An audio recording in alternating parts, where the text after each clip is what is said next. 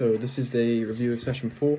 This is a one-to-one football coaching session. The lad was 14, and a bit of a different one. This is just to improve on defending, passing and dribbling, and the fundamentals of the technical and tactical aspects of being a footballer.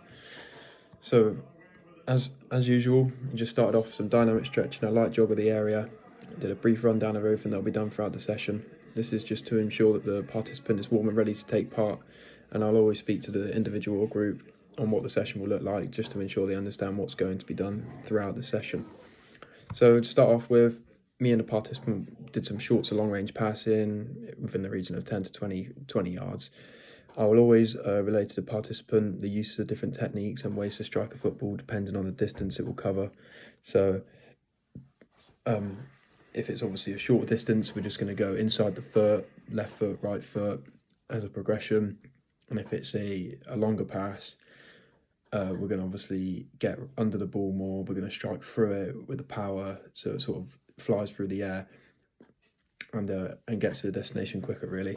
And that's a very important skill as a defender. There's going to be times that you're going to hit longer range pass, and you're going to try and find your wide players rather than always keeping it short and sharp and passing to, like, your right back, your left back, your other centre back, or just into your midfielders. There's going to be times you want to miss them out and go straight into the front line and hit your wingers or the centre forward. So yeah, that's what we did. Obviously, as I mentioned, then we did progression, weaker foot, and a bit of first time passing whenever he felt comfortable with left foot, right foot, just little short, sharp ones, and then went a bit longer as well. Then moved on to just a passing and dribbling drill. So just set up 2 cones 10 yards away from each other. Participant then dribbled up through each cone, turned at the last one, and then this one I then made him run a little bit further after the last cone, and when I shouted turn, he's going to turn, and then he's going to play a lofted ball into me. So it's a little bit different. This is just sort of bit of running, bit of dribbling, and then a bit of longer range passing. It's just an incorporation of all three, this one. Then moved on to a different combination of passing and defending drills. So firstly, we did a bit of a positional drill for a central defender, and I just highlighted to him the reasons for doing certain things when defending. So the importance of showing the defender down the line, the attacker down the line or onto their weaker foot when you're defending. So, and I just gave him a couple of little hints and tips about what I used to do when I was a player as well. Is if I knew roughly who was going to be playing in the forward line for the opposition team, I'd watch them for just a couple of minutes in the warm-up, just to sort of find out what foot they'd be, and I'd remember it for the game. So I knew as then, say for instance, that first 1v1 situation you might be put in could be early on into the game, later on into the game. I then knew what foot I was going to show them down onto. So whether it be their right foot, I want to show them to their left foot. If they're left foot, I want to show them to their right foot. And that's just, it gives you sort of the best chance of defending, nicking the ball, or even if you just got to slow them down, delay them, giving your keeper a best chances of making a save if you're going to push them onto their weaker foot, as naturally they're not going to be as strong at finishing on that foot. We then moved on to a bit of box defending. So this was, I'd loop in a couple of crosses and just sort of, he'd go and attack the ball with his head. I'll just sort of explain the importance of getting height and distance when heading the ball away from a sort of defending, whether it be from a set piece or open play. Because you don't want to just head it down into the floor, because then any sort of opposition player could then pick the ball up in an area, dangerous area, and get a shot on goal, or create an attacking opportunity for their team. So height and distance is one of the main things I said.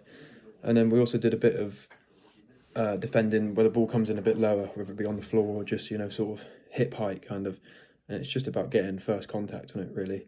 It's about clearing the ball with height and distance again, whether it be swinging a right foot, swinging a left foot at it, or just using any part of the body that you need to get that ball away from the box, because that is the danger area, really. And then we did a few of them.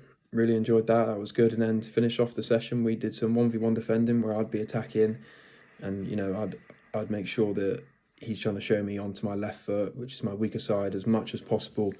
And that sort of that proved, because my scoring output was less than when I was going down on my right foot, because naturally I'm not as good at shooting with my left foot. So yeah, that's what we did. And then just to finish off, because we wanted to do a bit of extra fitness, we did just some shuttle runs, just cone to cone to cone, and yeah, that finishes off for the session. And then just cool down after the session completed.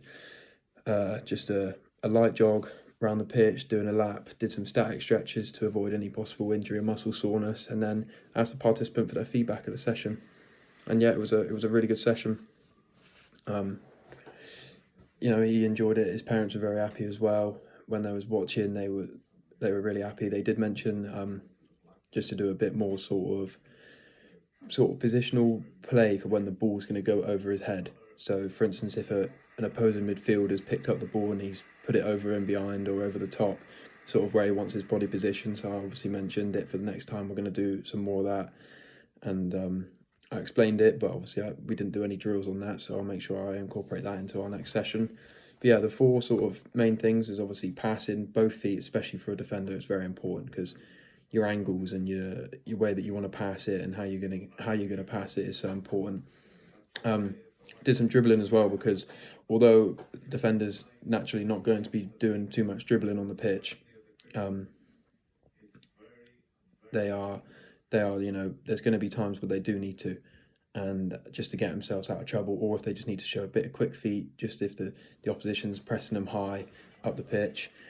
And yeah, so we did a bit of that.